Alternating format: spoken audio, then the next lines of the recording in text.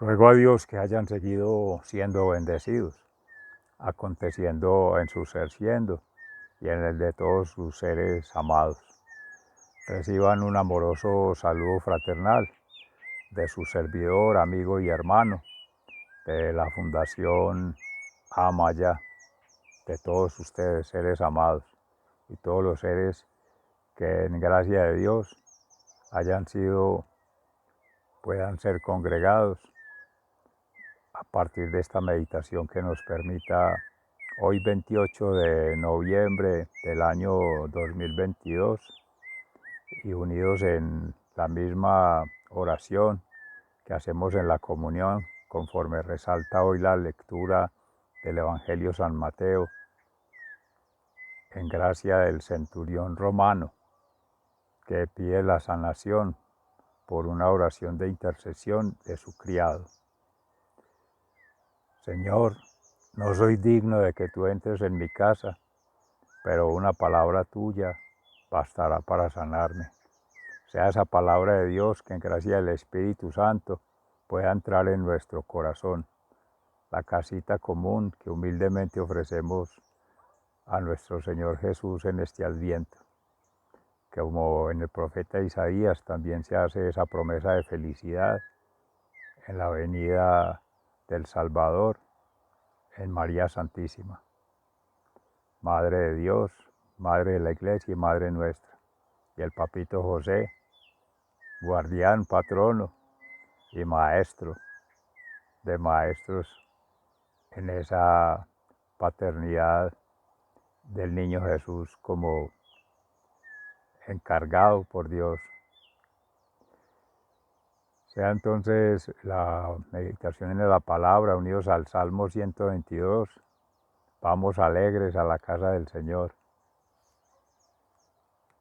a nuestra propia casa interior, a ese reino de los dioses que habita en cada uno de nosotros.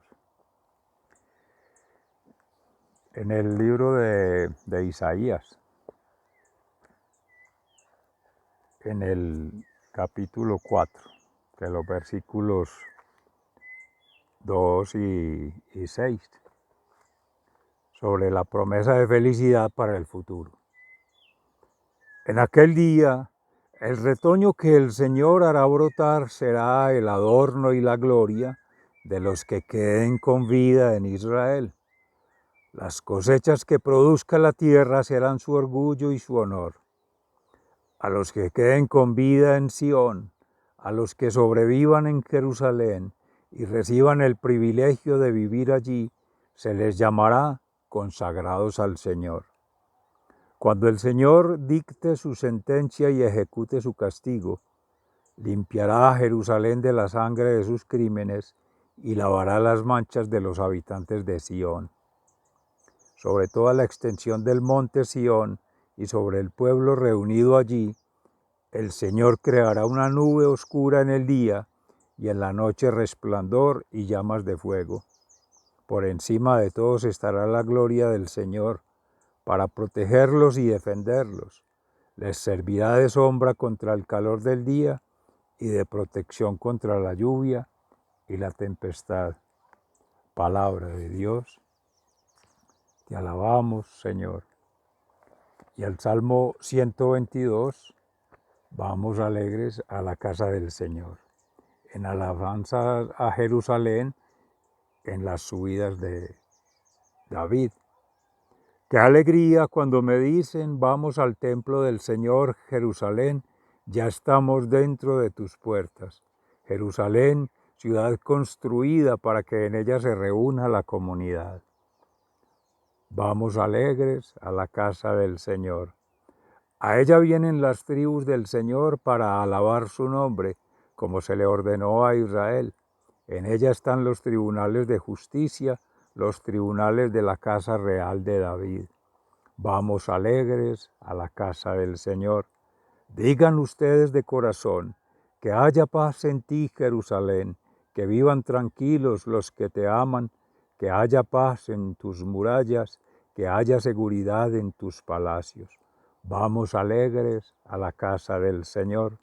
Y ahora, por mis hermanos y amigas, diré, que haya paz en ti, por el templo del Señor nuestro Dios, procuraré tu bien. Vamos alegres a la casa del Señor. Y en el Santo Evangelio según San Mateo, capítulo 8, versículos 5 y siguientes. Al entrar Jesús en Cafarnaún, un capitán romano se le acercó para hacerle un ruego. Le dijo: Señor, mi criado está en casa enfermo, paralizado y sufriendo terribles dolores. Jesús le respondió: iré a sanarlo. El capitán contestó: Señor, yo no merezco que entres en mi casa, solamente da la orden y mi criado quedará sano, porque yo mismo estoy bajo órdenes superiores y a la vez tengo soldados bajo mi mando. Cuando le digo a uno de ellos que vaya, va. Cuando le digo a otro que venga, viene. Y cuando mando a mi criado que haga algo, lo hace.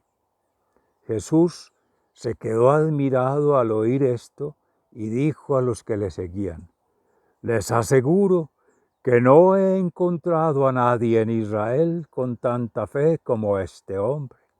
Y les digo que muchos vendrán de oriente y de occidente y se sentarán a comer con Abraham, Isaac y Jacob en el reino de los cielos. Pero los que deberían estar en el reino serán echados a la oscuridad de afuera. Entonces vendrán el llanto y la desesperación. Luego Jesús dijo al capitán: vete a tu casa y que se haga tal como has creído. En ese mismo momento, el criado quedó sano. Palabra de Dios. Gloria a ti, Señor Jesús. Mis seres amados. Una impresionante cátedra mística la de nuestro Señor Jesucristo hoy, con su capacidad de observación, de escucha y como siempre de misericordia para con quien Él, al encuentro que le salen en el camino. Ya Jesús por anticipado ha hecho todo el proceso de sanación de alma, mente y cuerpo, pero da la oportunidad, sea que el centurión romano, conocidos pueblos supuestamente paganos, servir al imperio, el evangelista Mateo también, supuestamente pagano, en su momento, antes de la conversión, publicano, recaudador de impuestos para Roma, siendo judío. Y en esa acción de una oración en la acción, de intercesión por parte del centurión romano, un jefe militar, centuria viene de 100 soldados a cargo, y uno de sus criados en casa, enfermo, e intercede ante Jesús, lo llama Señor por su sanación. Oración de intercesión. La impresión de Jesús no podría ser más que encontrar en un supuesto pagano fe como esta. La fe del centurión, y aprovecha para lanzar la reconvención a los llamados de Israel, a los hijos de Israel creyentes, que podría uno decir: ¿dónde está la fe del santurrón? Porque en este soldado romano se encuentra fe, humildad y caridad. Pregunta para todos nosotros hoy día: ¿cuál es nuestra fe? ¿Cuál es la humildad que profesamos tener? ¿Y cuál es la caridad que realmente hacemos? Aparente contradicción que se esperaría que siendo creyentes, siendo coherentes, es pertinente hablar de eso. Hay palabras claves allí. Poder. El soldado romano reconoce el señorío de Dios. Así era en el pueblo de Israel a quien se le decía Señor, Señor de los ejércitos. Quizá lo había oído, quizá lo había practicado, o quizá dentro de esa condición de ser soldado romano también era creyente. Sucede que estar bajo el mando, bajo el poder, bajo la dirección, puede ser un asunto de empleo, un asunto laboral, un asunto ocupacional, pero que en el fondo hay una fe, hay una creencia, hay una práctica religiosa que la tendrá que guardar oculta o supuestamente por servirle lealtad, en ese caso, a César, que tenía como un semidios.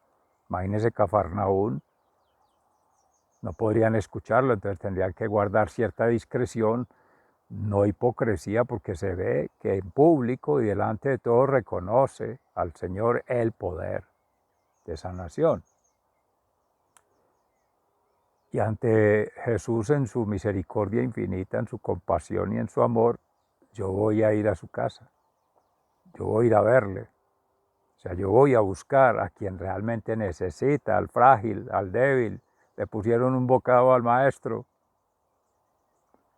para lo que más le encanta. Vino a buscar los pobres, los pecadores, los enfermos. Y le dice, no, Señor, poder. Reconoce quién tiene el verdadero poder. Jesús, Dios y el Espíritu Santo. Y Él, que tiene poder militar, económico, político, supuestamente al servicio del César, le baja la jerarquía. Primero Dios. Ahora sí, el poder de esta relación de comunidad, y después vendrá el poder de Roma. En ese momento es como si no tuviera el uniforme. Se hace la interpretación. Espero en gracia de Dios no estar alejado del texto, amorosamente, porque uno se emociona mucho. Y ante esa ordenación, hemos hablado, meditado en gracia del Espíritu Santo, reflexionado un poco sobre ese orden en sentir, pensar y actuar. Orden en cuanto a mantener ese balance, esa armonía que es desde el amor en alma, mente y cuerpo. O sea, si ya estaba en el corazón de este ser sentir compasión por su criado, va en sintonía con Dios, el llamado del amor. En la mente está laborando, está obrando, está actuando. Y en fe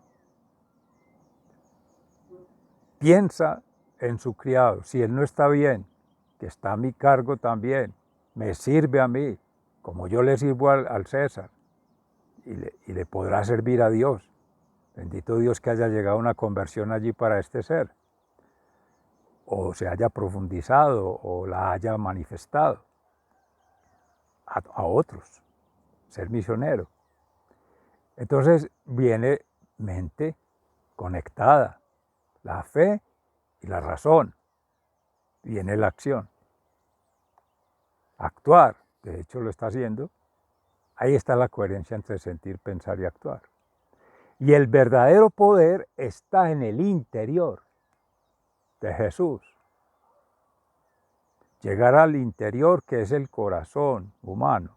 Cuando ya le dice, después de haber sorprendido por la fe, y él le dice que no va a entrar, que no es digno de que entres en mi casa, pero mándalo con tu palabra, la palabra como acción creadora, con esa potencia transformadora, hace lo que se llamaría ya un milagro, que simplemente es dejar a Dios hacer su obra. Él se hace a un lado, y mire que es jefe militar, y deja el campo para que Jesús actúe. Y eso es un asunto de humildad, de insubordinación ante reconocer a quien tiene realmente poder. Otro diría, me voy acompañado allá con guardias y vamos a ver qué es lo que va a hacer. O él querría hacerlo, ganando protagonismo. Óigame, ¿qué tengo que hacer? Yo voy y lo hago. No, no soy digno de que entres en mi casa. Es cuando se reconoce uno pecador. Eso invitaría a uno en la contrición perfecta, humildemente. Aún no estoy sanado, saneado, no estoy limpio. ¿Cómo voy a comulgar si no me he confesado? ¿Y qué confesión si no me he bautismado? O sea, hay que entrar en el proceso sacramental, bautismo, para ser miembro y tener la gracia del Espíritu Santo. Y que el deseo sea santo. Enseguida, la comunión con la Santísima Trinidad, Padre, Hijo, Espíritu Santo, amén. En la unidad que me alimente alma, mente y cuerpo. Esa hostia sagrada, el cuerpo de Cristo. JHS. Jesús, hoy y siempre. Eso significan esas tres letras que están ahí en la hostia. Y en la comunión con la comunidad, porque están presenciales, testimonio. Escuchando ayer a Fray Nelson Medina, precisamente hacía claridad en ello. En las Sagradas Escrituras encontramos testimonios de vida de seres, no biografías, no historias. Y cada quien, frente a los hechos, el objeto, lo que ocurre, subjetivamente cuenta su versión, o sea, desde su sentir, de cómo lo piensa y cómo lo vivió. Eso es lo que narran ahí nuestros hermanos, como en este caso Mateo, que va más al detalle de lo humano, de lo antropológico, está más pendiente de la acción. Maravilloso, también lo decía Fray Nelson. Bueno, paréntesis. Y allí ese proceso de sanación, mire todo lo que lleva, todo lo que implica, todo lo que desarrolla. Entonces ahora sí se va el asunto de conversión, que es esa transformación interior. El criado se va a sanar a la distancia, conectado a través del amor, la misericordia y la compasión, no necesita más. La palabra de Dios, que es proclamada, que es declarada, ya lo sintió en su corazón. Eso es fe, confianza y esperanza en que Él lo va a hacer. Deja hacer la obra. ¿Cuántas veces nosotros le estorbamos a Dios para que haga su obra? Le pedimos un milagro y le decimos qué tiene que hacer, cómo lo tiene que hacer, para qué, cómo y cuándo. No faltará más la soberbia espiritual, intelectual y emocional que mantenemos, ese desorden mental, espiritual y emocional que mantenemos, que parecemos, amorosamente lo digo, peores que niños, rebeldes, malcriados, altaneros. Y ahora en tiempo de Adviento, quiero esto, lo quiero así, lo quiero para allá. ¿Y quién le dijo que es que el niño Jesús le va a traer regalos materiales? Que le va a traer lo que usted quiera, que él le va a dar gusto, no. Escuchaba a Pedro Justo Berrío ayer precisamente en la homilía que decía eso, qué pena con el niño Dios. Hay que enseñarle lo que nos enseñaban las mamás, los papás anteriormente. Hijo, pídale al niño Dios que le traiga lo que él quiera, no lo que usted quiera, porque Dios sabe lo que necesitamos. Y quizá vamos a ver después, más adelante, que eso que estamos pidiendo era contrario a la fe, contrario a la religión, contrario a la sana práctica, contrario al bienestar de todos, contrario al bienestar propio, y somos muy egoístas. Muchas veces utilizamos la religión como escudo, como fachada, como apariencia, para darle salida al ego. ¿Y qué es eso?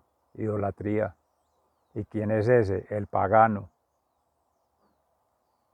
¿Y quién es el pagano mayor de todos? El anticristo, el enemigo, el patán, el adversario, el opositor, ese, decía también Pedro Justo, y nos conoce los puntos débiles y por ahí se nos mete para someternos emocionalmente, mentalmente y espiritualmente. Ya nos tiene trabajando para él todo el día. Una sola palabra, ahí no bastará para sanarnos, sino para envenenarnos. ¿Cuántas veces nos quedamos con una palabra que nos queda trabajando en la cabeza y pasan los hechos, pasan los acontecimientos, pasó la situación, todo lo resolvió Dios como debe ser? Y uno todavía sigue dando pataleta. Y uno todavía sigue con el embeleco de que tenía que ser así, que tenía que ser con mi conocimiento, con mi inteligencia, con mi razón. No, mis seres amados. Fe, confianza y esperanza es dejar que Dios haga su obra. Él es el restaurador de alma, mente y cuerpo. Él es el alfarero. Déjele al Señor Jesucristo el pasado, dejémoselo, yo también lo tengo que hacer permanentemente, para que Él haga la restauración del daño, para que Él haga la restitución de los tejidos propios, en alma, mente y cuerpo, los tejidos familiares, con la pareja, con el hijo, con la hija, con el amigo, con la sociedad, con la organización, que interceda. Algo muy hermoso que también le aprendí a Fray Nelson Medina, les comparto. No es en la persona, el enemigo, el adversario, el opositor está esperando que ataquemos a la persona, no. Es lo que hace que la persona actúe mal. Si es la ira, que Jesús pedirle deshaga la ira, no a la persona que tiene ira. Y eso es un problema que tenemos en nuestra sociedad, que a veces decimos algo amorosamente y lo tomamos como algo subjetivo porque creemos que es contra mí, eso es inmadurez de uno, creer eso, falta de maduración en la fe y falta de madurez en la personalidad, porque no es personal, es el adjetivo, es la situación, la condición, la que esclaviza. Los pecados capitales, no la persona. Esa persona es una criatura de Dios. Tiene la divinidad de Dios tanto como nosotros. Y está replegada la divinidad de Dios en las criaturas, en la creación, en la obra creadora. ¿Cómo habríamos de atacarla? Nos estaríamos atacando a nosotros mismos, entonces estaríamos siendo incoherentes con el Shema. Llama a Dios con toda tu alma, con toda tu mente, con toda tu fuerza, a tu prójimo como a ti mismo. Es que es todo una unidad. Y ojo con ese concepto de unidad y el todo. Cuando se pide algo en función del todos, que esa es la oración de intercesión más grande por la humanidad, por la comunidad y después por la propia persona.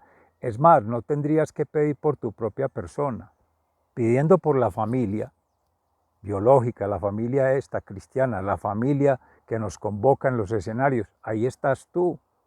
Lo que pasa es que no nos han enseñado a conjugar el verbo en función de la persona en plural, todos, sino que la sociedad de consumo, la sociedad globalizada, la sociedad individualista nos ha enseñado a conjugar el verbo yo. Y de pronto es que los derechos, respetar el tú. Y ahora darle derechos a los niños. Mis seres amados, tengamos alerta con eso. Lo decía precisamente Fray Nelson Medina. Con esto el nuevo orden mundial de la economía. El Estado se está quedando con la potestad de los hijos, cuando ha sido potestad de la Iglesia, potestad de padre y madre. Poco a poco nos están quitando a padre y madre los derechos de acompañar a los hijos en la formación inicial. Y la formación temprana no es solo la catequesis para que comulgue, para la comunión, la catequesis para el bautismo, la catequesis para el matrimonio, no. También lo decía Fray Nelson Medina, que no hemos estudiado bastante. Es una misión, y ser misionero es que Cristo esté en todo, hasta en la sopa. Jesús, mente, alma y cuerpo. El buen misionero siempre está viendo dónde está Jesús, cómo vemos a Jesús y cómo nos relacionamos con Jesús. No está Jesús aquí, entonces me voy, vamos a buscar a otro lado. Y hacer que en todas partes brille. Como lo dice, para terminar ahí con Isaías, maravilloso ese contraste. Luz que resplandece en las tinieblas, en la noche. Cuando se supone que en el día habría la luz del sol, pero están las penumbras, las turbulencias, que son las amenazas, los conflictos. Y él aparece como paraguas también, como en este caso como sombrilla, como protector. O sea que es guardián de la noche y guardián del día. En la oscuridad brilla luz, en Jesús. Y en el día protege de la falsa luz, de las bombillas que encandilan ahora en Navidad. Ojo con eso, que no solo por el tema del consumo de energías y el tema de la distracción por la pólvora y el ruido, todo eso es el ser atrapados como termitas, como llaman esto, luciérnagas. Hay un árbol que crece frondoso aquí hermoso y se ven todos esos cucuyos, parece de Navidad. Bendito sea mi Dios. Sigan siendo bendecidos. Se les ama fraternalmente, muy agradecido.